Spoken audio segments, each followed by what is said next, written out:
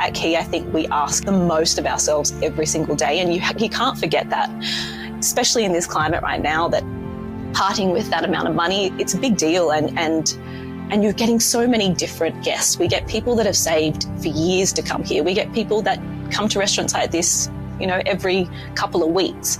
And so I think it's important to remember that we need to always ask ourselves the most we can. This is the Deep in the Weeds podcast. I'm Anthony Huckstep. As we've discussed many times, wine and food matches are often greater than the sum of their parts.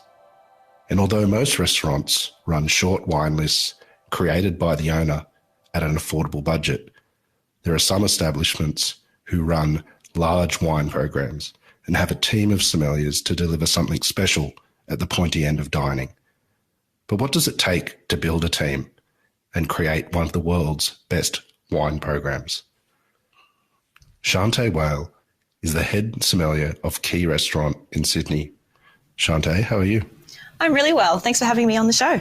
It's great to have you here. You're leading the largest single venue sommelier team in Australia. What does that feel like to have a team of so many? Oh, it comes with a lot of responsibility, I suppose. But to be honest, it's a total honour. I work with some of the most creative and passionate and entertaining group of sommeliers, and I count myself lucky every day to have such a large team. Tell us a bit about the construction of the team and what it takes to create a team for such an award-winning venue. I think that the most important thing is that at the end of the day, the sommeliers are humans, and they're all unique in their own way. So the most important thing is to understand who they are as people and where they are in the journey of their career. And we've got a really diverse team, and I just hope that, in their time at Quay, that somehow I've helped them on their way to making a wonderful career for themselves, hopefully a pleasurable place to work with a good culture. But it is just about understanding where they're at and playing to their strengths as well. So we have people at Quay that have started out working for us as perhaps food runners or waiters, had a bit of a passion, and we've kind of trained them from within. We've got sommeliers that have joined us from being a head sommelier at another restaurant to come and join us as a senior som. So we've got a bit of everything, and that's exactly the way I like it. Your whole career has centred around wine, but where did it all start for you? Where did the interest in hospitality and wine begin? Well, I actually started out working at a cafe in a gap year after school, which I quite enjoyed. I liked, the busy kind of atmosphere of a cafe. And then I went into doing my degree in contemporary dance at university, and of course worked at a little busy pizza joint.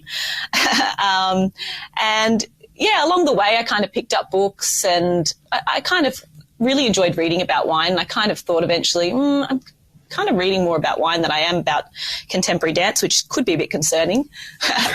But then, travelled around, took about 5 years to travel around a couple of different countries, and always worked in restaurants. So worked with a little tiny 20-seater food and wine pairing restaurant in Hawaii, and had absolutely no idea what I was doing. I mean, their systems over there are so different. You've got, your busser, you've got your lead waiter. I pretty much just, put down dishes and cleared coffee cups. But it was an eye-opening experience, and it was a five-diamond restaurant, so and very wine-centric. Obviously, they didn't have a cellar, but they did just food and wine pairing.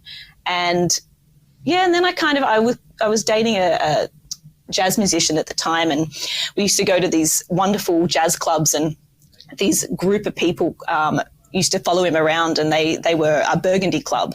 And just getting to know them, I'd sit down and they'd hand me something absolutely ridiculous. I had no idea what I was drinking. And so I just kind of fell into it that way. And then after that, I was like, I could see when I moved around to Canada, there was these wine teams, and I was thinking, God, these people are so passionate. And after, a long shift would finish, they'd stay there with the glass of wine talking over things. And I just thought it was like wanting to be part of an exclusive club. But it was just their passion that drew me into it. I was like, these guys live and breathe everything about what they do. And I wanted to be part of that. I know it was more than a decade ago, but take us back to Hawaii. Do you have any stories from that period of time that you can share? Oh, God, it was such an amazing lifestyle. I tell you what, I used to work 20 hours a week. I worked not far from the restaurant. I'd ride my bike up there. I mean, when the surf was pumping, all the waiters would turn up late, sand in their shoes. It was pretty relaxing. Like I said, I was in the jazz scene at the time. It was a really good part of my life, but it was just so different. And Hawaii is a funny little place where there's so many tourists come, but they tend to stick in one area. So if you know a local and you get to kind of, go to the tiny Japanese bars and then go to great beaches. I went to nearly all the islands when I was there. It was definitely a good time in my life, that's for sure. How different was the food there compared to what we know in Australia? Yeah, quite different. It's a melting pot, though, just like Australia is. So everybody is kind of a mix of something. They call it hapa-hali over there if you're mixed white and something else. And so I think I fitted right in terms of the way I look, but as soon as I opened my mouth, obviously I was Australian. But the food there it's pretty cool, actually. I mean, they've got lots of kind of unique, cultural foods and produce there, but at the same time you get this real, got lots of kind of Korean influence and Japanese and Filipino and it was quite eye-opening to be there and to see all of that. The chef I worked with was French trained, but he used a lot of local ingredients like poi and different root vegetables and watercress that's grown and goat's cheese that was grown on the island. So, delicious produce. You mentioned that in Canada at West Restaurant, that's when you started to understand a bit more about wine from a service perspective. Take us back there. What led to you being in Canada for a couple of years, and what was the experience like? So I ended up going to Canada because my partner at the time, he was also had a Canadian citizenship. But I ended up moving there without him at the end of the day. But I just went straight for the top. I was like, what's the best restaurant in the city? That's where I want to work. What I really learnt from Canada is that they have such a good sense of front of house training and culture. And I work with some of the most incredible waitresses and waiters, and their wine level and their knowledge was quite high. There was one sommelier for the restaurant, but most of the waiters were highly trained in whether it was mixing drinks behind the bar, talking about wine. They could do a bit of everything. So it was at a very high level, and I really learned a lot of skills, I think, just from watching a lot of these fantastic waiters. So that was fundamental. I remember we had some caviar on. I think it was about $300 for a tin of caviar. And, they said, whoever sells the most tonight, you'll get a bottle of champagne and some caviar at the end of the night. And I was floored. I couldn't believe that, one of the waitresses that I was working alongside, she was selling a tin to almost every table. And I just couldn't believe that's a lot of money. And I was thinking, how does she have the skill set? And I just watch her, and she just picked up on what people were giving her. And, she asked the right questions and she had the right jokes. And I was just amazed by that, because I just thought that's a lot of money to part with. And she's just doing it so effortlessly. How vital is that wine knowledge for waiters and service in regards to confidence and delivering different experiences? Yeah, I think being a waiter is one of the most underrated, underappreciated jobs there is out there. I feel a little sad that we don't shed more light on just the skills that they have. There are, things like Appetite for Excellence, which you've spoken about before with some other somms that are out there to do just that. But it depends on the restaurant, obviously. When you have a large wine team like at Quay, with this sometimes 6, sometimes 8 sommeliers working a night. So there's so much access there for the knowledge on that night. So we can kind of separate it. But at the same time, I think it goes hand in hand. You live and breathe this industry because you love food and you love wine. You love everything that comes with it. So if you've got that passion for being in the industry, then it's natural to want to learn a little bit more about what you're working with and the produce or whatever it is. So I think it's important that everyone just mostly have a joy for learning if they're in hospitality, because that's really our job, is to share those stories and share that with the guests that walk in through our doors.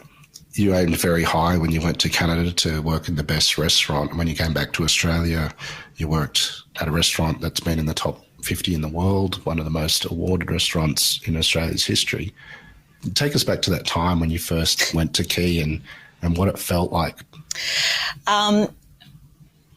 Funny story. I actually saw Pete had released his book, Quay, when I was overseas, and at the tiny restaurant that I worked in at Chef Marlborough, one of the chefs, Gooch, who's actually quite a famous chef now over there, he had the book. And I remember thinking, God, that's stunning, that book. But I didn't know who the chef was. And then when I went to West, the head chef there, Wang, he also had the book. And I kind of was like, oh, I've seen that before.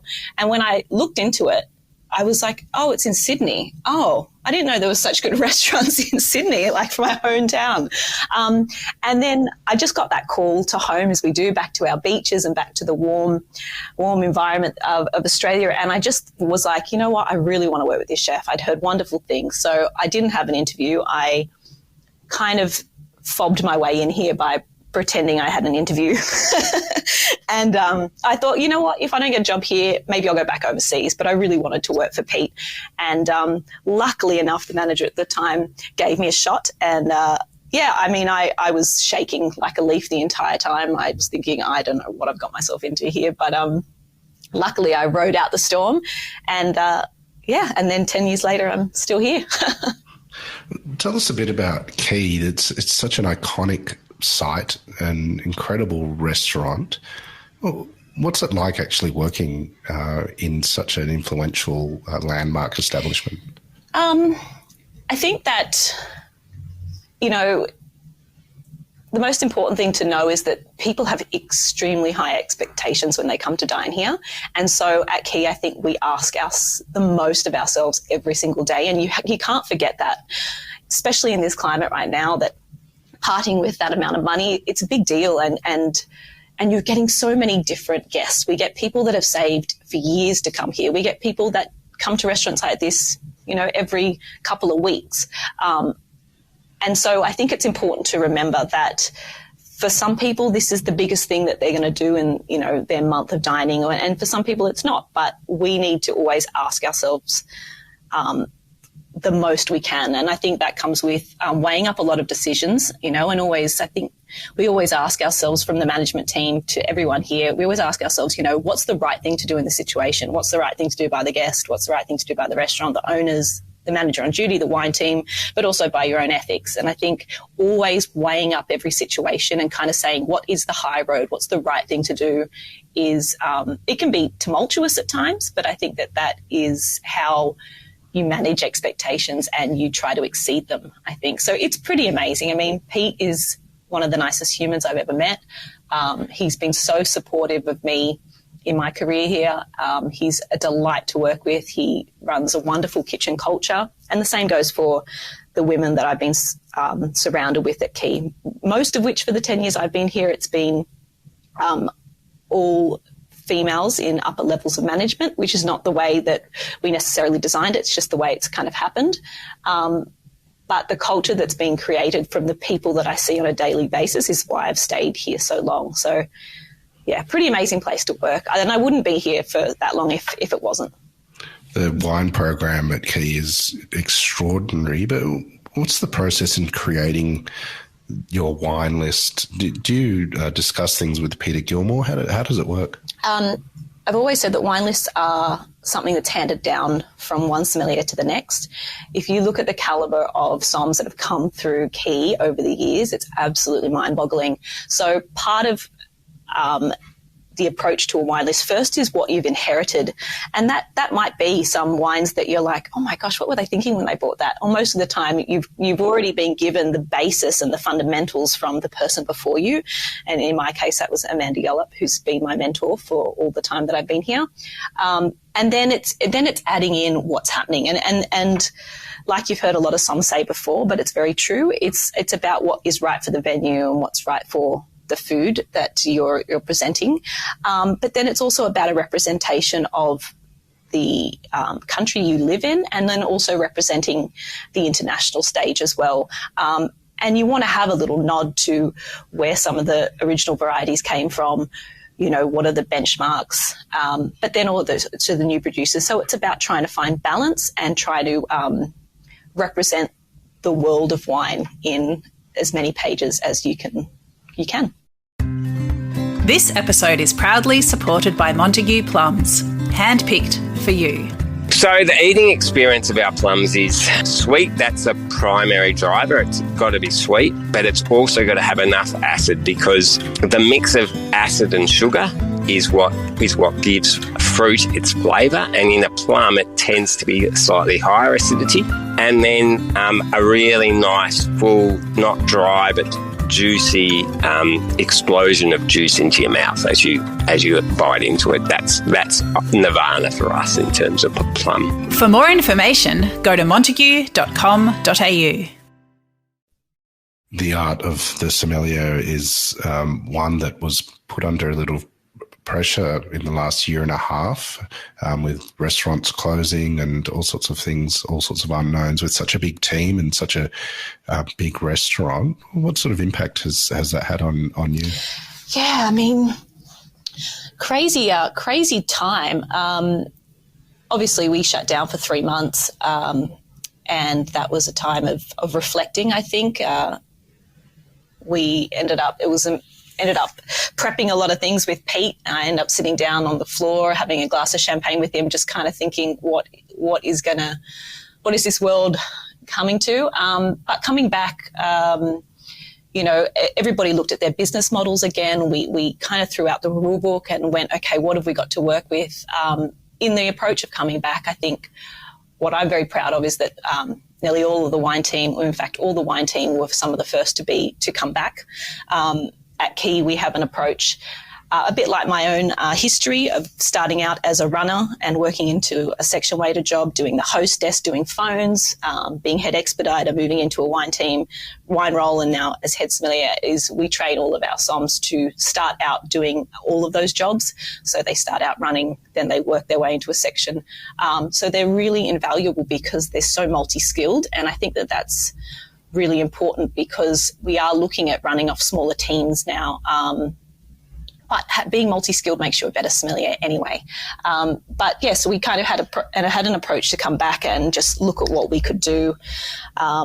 We did open less days, but we're finding everything's working really well for us. And I think that's a great lesson, is that sometimes the pitch is not exactly what you remember or what you think it's going to be. But if you're malleable and flexible and you say yes to change, then you can actually come out better in the end as well. You mentioned that the wine lists are often passed on, and you also mentioned mentors as well. Who are some of the mentors and main influences in your career that help shape the direction you've gone? Oh, so many to name. It's so funny, when we first looked at this and I started writing some notes for myself, I just kept listing names, and I thought, I can't give you just a list of names. But really, it takes so many people to make a career in this industry. I would definitely say Amanda Yollop is my main mentor, who's kind of worked with me, believed in me, but also shared a lot of the ups and downs of the industry, the mistakes that have been made. But there's this, like, a guard of somms. There was the original guard of sommeliers, the Sophie Ottens, the Annette Lacey's, the Matt Dunns, the Michael Engelmans, Chris Morrisons, Mike Benny's. There's the guard that you surround yourself with, the people that lift you up. There are contacts all over. There's most of the people that have been on your show, for example, Emma Forelli, Pip Anderson, Penny Grant, Kavita Faella, these people that become your posse or your people. And then there's this new guard that I'm seeing now, and it's so exciting to see the personalities that are coming up. But it all adds to the people that you surround. It's this industry, that family, that extra large family that we have in Sydney, but also all in Australia, that really makes this job so exciting. And And then I'd also just say, some of the manager on duty or our general restaurant manager, Sharon Collins, who's been in the industry for a long time, she's been somebody that it's the other things, not just about how do I write a wine list, but how do I deal with these problems? How do I figure out for myself how to have my own voice, but then also pay homage to the people before me? How do I deal with the tricky guests when this happens? Those people that just go through it on a day-to-day basis with you that shed a little bit of light on how we can be better industry professionals. They're the people that keep you, I think, at a venue. Quay is such a special experience, and some people only get to go there once, others go there quite regularly, but it is quite exceptional. How do you deliver an experience, a food and wine experience? What is it, the message that you share with your team for Quay? I think you've heard this before, but it's so important. It is always about being perceptive and understanding people. It's about reading who are these people, why are they here, and then how can I deliver the service that they want from me. The better we are at picking up on what people want out of the experience, the better we're equipped to deliver it. So I think, and sometimes it might be that someone walks in the door and they're a bit rude at the start, but I think it's always about putting yourself in their shoes and saying, like, what kind of day have they just had? We don't know where they've come from at the moment, and maybe they've just rushed here in a rush and the traffic was terrible and they're lost and they're upset about being late. Who knows what it is? So putting yourself in their shoes, but then just understanding, what do you want? And then reading humans is hard. It's not something that it takes time. But I think that's the most important. That's how I think we will exceed expectation, is being perceptive, reading people, and then saying, okay, I think, let me ask you a question, let me gather more information, and then let me do whatever it is needed for you for this experience. Can you remember the first time you saw the potential of food and wine matching? Yeah, that's a good question. I think like a lot of experiences, they tend to come from like a source of, say, for example, having an experience where you're somewhere where the food and wine actually make sense because of its source of origin. For example, being somewhere in like Barcelona and having, tapas and then drinking, cava, or perhaps being, in Germany eating German sausage and drinking Riesling. It's those experiences where you're like, this is an experience because it's come from the place, the people, the history, and it makes sense together. I think that was the kind of first, and it could be something simple, but I think that was the kind of first understanding of food and wine pairing for me. We do a lot of pairing at Quay. It's kind of a little bit of a warning I say to any sommelier coming in, is you're going to be talking a lot about wine to people, sometimes with 8 courses at 9 at the moment, and you might ask for an aperitif and a digestive afterwards. You're speaking and you might be doing 4 different pairings. That's 40 times that you're speaking to a table about food, food and wine and why they're working together. So it's a joy because we actually go on a journey with the guest, but it definitely is a big part of what we do at Quay. Amongst the many things that your wine list celebrates, Australian wine is at the forefront of that. What's some of the wines or even regions that you're really loving in Australia at the moment? Oh man, there's so many, and there's still a lot that I still haven't been to, or I've only visited once and I really need to go back to. Or I always think we think as local as possible. So for me, New South Wales is a really important area, and it's really developing very, very quick. Some of the smaller regions, like Nick Spencer is shining a light on, like the Hilltops and Gundagai, Tumbarumba.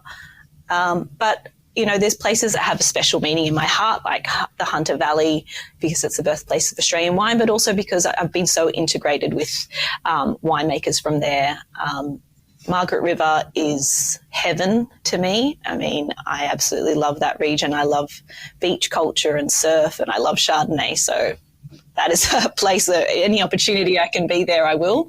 And I think places like the Great Southern is coming up with some really exciting wines and different varieties.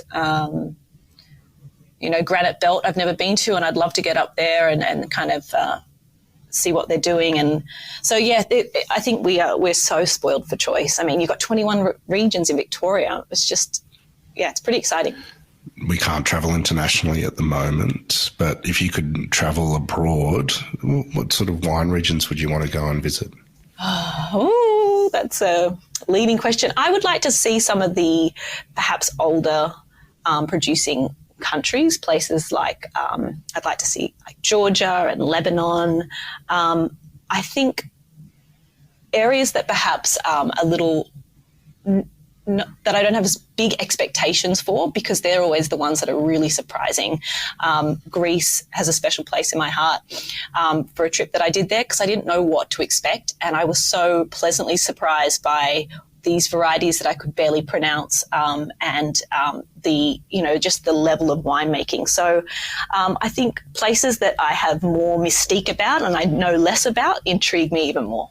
Take us back to Greece. You said that it surprised you there. What's some of the experiences you had? So I was on the trip with actually the same trip that Emma Forelli spoke about when she went to Santorini, and it was a very well organised trip in that we started the trip off by doing a Greek wine expert certification course over 3 days. So our introduction to the country was a deep dive into the history, the varieties, the regions, the sub-regions, a bit of everything, which was a kind of catalyst for me for later in life, because what I realized was I got so much out of that trip because I had spent so much time studying it, that when you stood in a vineyard and you were looking at the sandy soils and then tasting Sauvignon Blanc from that and realizing why that tasted different from somewhere else that you'd tasted within Greece, I had so much more appreciation because I had spent so much time trying to understand it from the book up. And then I thought, this is why you keep learning. This is why you keep asking yourself time and time again to keep studying, is because it really gives you a sense of joy in understanding the world in which you live. But I mean, we just did so many fun things there. We went to a bear sanctuary and understood, they showed us that there's bears living in this region and this is how it's sustainable. And we drank ouzo with locals and did Greek dancing. I mean, it couldn't be more of a celebration. And the hospitality of the Greek people is just, I find joy in seeing you find joy, and we're proud of our country. And it's kind of the approach I've always wanted to have to hospitality, is that collective joy is what it's all about for me. For someone that delivers the best food and wine experience in Australian restaurants, how do you like to eat and drink? What's your ideal food and wine experience? I like a bit of everything. I like getting dressed up and having a beautiful meal out of beautiful glassware with, people that have researched the linen that you're using or the plate that's been designed. But I really love a pub dinner with a schnitzel and some cold beer. I love kind of those bistro feelings as well. I love all dining. I don't do it as much. I've moved out of the city recently, down to where I'm from originally, and so I live in a pretty small little suburb now. And I have to say that I think, oh man, I really do miss going out and being 10 minutes from an Uber ride to where I can find out what's happening in the city. So, but all of it for me, that's Australia for me in dining, is that it's diverse, it's multicultural, and you can get absolute incredible quality at all different levels. What sort of advice can you give to young budding sommeliers about how they can create a really incredible career like yours in the industry? Oh, good question. I think most importantly, find good mentors, and they're out there. And I think that not enough people are asking for help when they're needed or looking to learn. So, sometimes they don't fall in your lap, and it's great to ask a question like, hey, I'm up and coming and I would like to reach out and get some help on what to do. I also think be as invaluable to your employer as you can. So learn new skills, be open-minded, be flexible, and be down to earth. I mean, I think a lot about what Australian sommeliers look like on an international stage. And I think all the time we want to be a reflection of Australia, and that's down to earth, friendly and hardworking and diverse and multicultural. So I think it's really important to start being, what kind of sommelier do I want to be, and surround yourself with those people, but be willing to work really hard and also be willing to understand the industry, the whole industry, not just selling wine on a floor. Be willing to understand how the wine gets into the store. How do those reps choose their wines that they show you? How does the winemaker choose a representative? Just if you're curious about the whole industry, then the whole industry can thrive. And I think that's the most important part. So be curious about wine in all its forms. Your role is a dream job for many, but it comes with many pressures. But what do you love about your vocation? I think the most rewarding part is the people and playing, even if it's a small role in somebody else's career. Amanda has always spoken to me highly about what a legacy and what you leave behind. So the most rewarding part is watching other people thrive in this industry and going on to achieve things that you probably, maybe not imagined or are capable of yourself. So having a small part in that is the biggest reward for me. But it does come with lots of challenges too. And I think it's important to talk about what the challenges of a service life, which is creating all these wonderful experiences for other people. I think it's important to, these days, I kind of say, am I arming my sommeliers with all the tools, all the weapons? Am I giving them the handbook of what it means to be, not just sell wine, but to be an industry professional? And that comes with a lot of asking questions in advance. Like if all day you say yes to everything everybody wants, for the most part in a restaurant, because we always exceed expectations, how does that affect you in your personal life when you go home? Is at the end of the day a knockoff being, I deserved beer because I've served beer all day to these people, and how does that affect you, and what are some of the problems that can come up with that? So I think at the moment, it's really just about trying to make sure that I have done my job by giving as much information to these young lives that are going forward, and then making sure they are professionals in a cohesive sense, I think. Well, that is very, very inspiring, Shanteh, and we've loved having you on Deep in the Weeds today to hear your story. Please keep in touch, and we'd love to hear from you again soon. Absolutely. Thank you. It's been a total pleasure. This is the Deep in the Weeds podcast. I'm Anthony Huckstep. Stay tuned as we take a deep dive into the lives of the incredible people who ply their trade in the food and hospitality sector. Special thanks to executive producer Rob Locke for making this all happen. Follow us on Instagram at Deep in the Weeds Podcast, or email us at podcast@deepintheweeds.com.au. Stay safe and be well.